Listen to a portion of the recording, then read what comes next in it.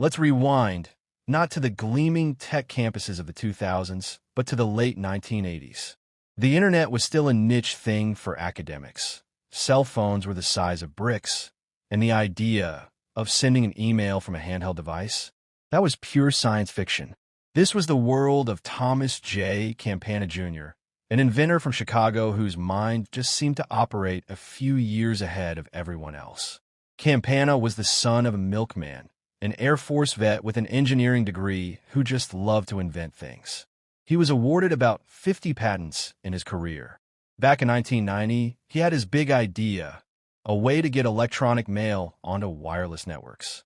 He pictured a world where your messages weren't stuck on one machine, but could be pushed wirelessly to a device you could carry around. He was essentially imagining the core concept of the BlackBerry. He filed patents to protect this vision and even got a company he co-owned to build a clunky, primitive version. It could send short text to pagers, but that was it. You couldn't reply. The technology just wasn't there yet. The market wasn't ready. The world wasn't ready. Campana pitched his idea to big companies like AT&T, but they all passed. They saw it as impractical, a solution without a problem. So his patents, the legal proof of his vision, just sat there dormant. They were well-written, legally solid documents protecting an idea that nobody seemed to want. By any market logic, they were worthless. This happens to inventors all the time. You can have a brilliant idea, but if the timing is wrong, it's just a footnote in history. Meanwhile, hundreds of miles north in Waterloo, Canada, a company called Research in Motion was actually changing the world. Founded by Mike Lazaridis and Douglas Fredgen, RIM was all about relentless innovation. In 1999, they launched the BlackBerry 850, a pager that could handle two-way email. It was an instant smash hit. Over the next few years, RIM perfected the hardware and software, building a secure, reliable network that became the gold standard. The BlackBerry was a phenomenon. Executives got hooked on that blinking red light, signaling a new message. People started calling it the Crackberry.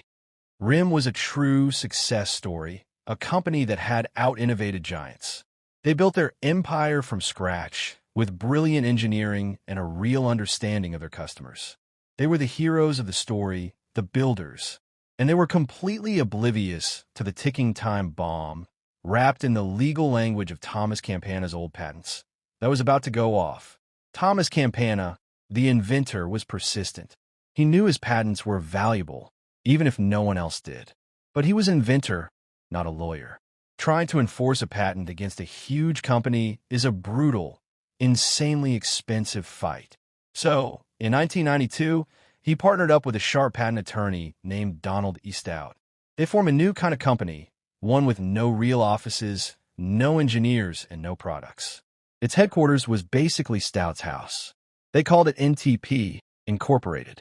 NTP was what we now call a patent assertion entity, or, less kindly, a patent troll. Its business model was shockingly simple and brutally effective. It doesn't make anything. It doesn't sell anything. It doesn't innovate. It just acquires patents, sometimes for pennies on the dollar, with the sole purpose of suing other companies for infringing on them. Campana handed his wireless email patents over to NTP. These dusty documents were now the company's only asset. And for years, they just waited, watching the tech world catch up to Campana's vision. When the BlackBerry became a global sensation, they knew it was time to strike. In 2000, NTP sent letters to a bunch of companies, including RIM, telling them about the Campana patents and offering to sell them a license. Now, put yourself in RIM's shoes. You're on top of the world. You've built a revolutionary device that's changing how people communicate. And then a letter shows up from a company you've never even heard of, a virtual company, claiming your entire business is built on their idea. Confident in their own work, RIM refused to pay. They believed their technology was their own, developed independently. They were about to get a very expensive education in the American patent system. In November 2001, NTP sued RIM for patent infringement. They filed the case in the Eastern District of Virginia, a court famous among lawyers for its rocket docket. It moves incredibly fast, which often helps the person filing the lawsuit. The fight was on. And this is where we need to pause and understand the twisted economics that make this whole thing possible. How does a useless patent become a weapon? A patent troll's power doesn't come from having a better idea. It comes from weaponizing the legal system itself. First, there's the cost. Defending yourself in a patent lawsuit is ruinously expensive. We're talking millions of dollars. For a huge case like this, with more than $25 million at stake, the cost to go through a full trial can easily hit $4 million or more for each side. That's money that could have been spent on R&D or hiring people. In fact, studies show that companies targeted by patent trolls actually cut their R&D spending after getting sued.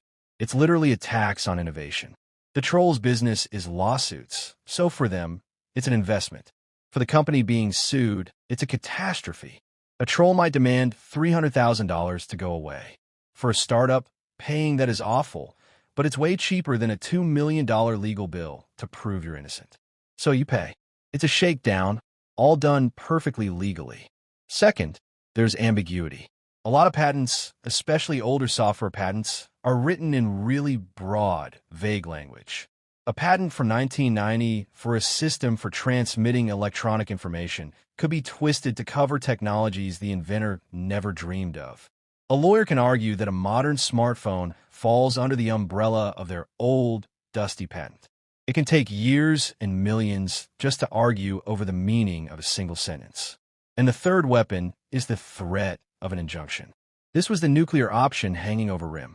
If NTP won, they could ask a judge to shut down BlackBerry sales in the United States. For a company whose main market was the U.S., that's not just a threat. It's an existential crisis. The risk wasn't just about losing money. It was about the complete annihilation of their business. The entire BlackBerry network, used by millions of Americans, including the government, could just be turned off. This is the machine that turns useless patents into cash. An inventor like Thomas Campana may have had a brilliant idea. But in the hands of a company like NTP, the patent itself changes. It stops being a shield to protect an invention.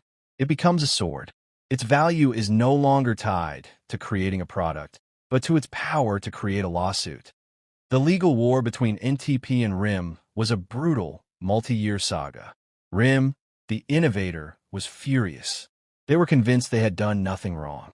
They poured millions into their defense, arguing that they didn't infringe on NTP's patents and that the patents themselves shouldn't have been granted in the first place. They claimed there was prior art, proof the ideas were already public before Campana ever filed. In fact, it later came out that a computer pioneer named Jeff Goodfellow had written about wireless email technology a decade before Campana. He said NTP's own lawyers met with him, and he made it clear the idea was already in the air. He even claimed that at one meeting, NTP's lawyers told everyone not to take handwritten notes, which he saw as a way to avoid creating a paper trail of his evidence. But despite all this, the legal tide turned against RIM. In late 2002, a jury in that Virginia rocket docket found in favor of NTP. They said RIM had willfully infringed the patents and awarded NTP damages. The judge then tacked on more, for a total of $53 million, and, most terrifyingly, issued an injunction to shut down the BlackBerry service in the U.S. RIM immediately appealed, which paused the injunction. At the same time, they went straight to the U.S. Patent and Trademark Office, or USPTO, to challenge the patents directly. And in a wild turn of events, the USPTO re-examined the patents and issued preliminary rulings saying that, yeah, many of Campana's claims were probably invalid. It looked like RIM was going to be proven right after all. But the American legal system is a strange and complicated beast. The court case and the patent office review were on two separate tracks. Even with the USPTO on their side, that court-ordered shutdown was still a very real threat. The appeals could take years with no guarantee of a win. RIM was trapped. They could keep fighting the good fight, spending millions more with the small but catastrophic risk of having their entire U.S. business vaporized. Or they could just pay the monster and make it go away. The pressure from Wall Street and their own customers was crushing. The uncertainty was killing the company. Faced with an impossible choice, RIM blinked. In March 2006, they announced a final settlement. Research in Motion agreed to pay NTP a staggering $612.5 million. Let that number sink in. Over $500 million. NTP, the virtual company with no products and just a handful of investors, had won. They never made a single device. They never wrote a single line of code. Their entire business was owning a few pieces of paper that the original inventor couldn't sell and that the USPTO itself had said were likely invalid.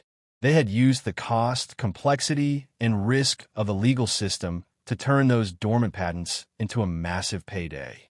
It was one of the largest patent settlements in history. For Thomas Campana, it was a posthumous victory. He had died of cancer in 2004, 2 years before the final check was written. For Donald Stout and the others at NTP, it was a home run. They had proved the business model worked.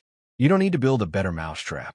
You just need to own the patent for one, find someone who built a successful one, and sue them into the ground. And NTP wasn't done.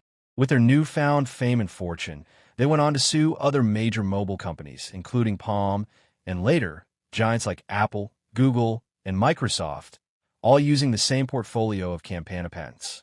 The ghost of 1990 idea was now haunting the entire smartphone industry.